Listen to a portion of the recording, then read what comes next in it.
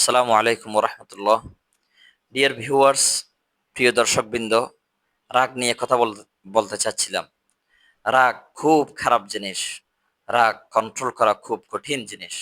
এজন্য প্রিয় নবী মোহাম্মদ সাল্লাল্লাহু আলাইহি সাল্লাম বলেছেন, লাইসা শাদীদু বিসুরআ, ইন্নামা শাদীদু আল্লাযী ইয়ামলিকু নাফসাহু ইনদাল গযব। অর্থাৎ শক্তিশালী সে নয় যে কুস্তিতে আছাড় দিয়ে ফেলে দিতে পারে, বলি খেলায় যে আছাড় দিয়ে ফেলে দিতে পারে, সে প্রকৃত শক্তিশালী নয়।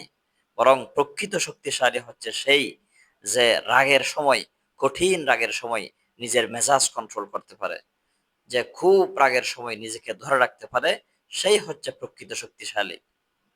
রাগ খুব খারাপ জিনিস। রাগের কারণে মানুষ প্রিয়তমা স্ত্রীকে মুহূর্তের মধ্যে তালাক দিয়ে দেয়। রাগের কারণে মানুষ আপন জন্মদাতা পিতার সাথে, সন্তানের সাথে ঝগড়া বিবাদ হয়, কথা পর্যন্ত বলে না, এমনকি খুন করতেও দ্বিধাবোধ করে না। আমাদেরকে রাগ কন্ট্রোল করতে হবে, মেজাজ কন্ট্রোল করতে হবে। রাগ কন্ট্রোল করা খুব কঠিন, চেষ্টা করতে হবে। রেগে গেলেন তো হেরে গেলেন।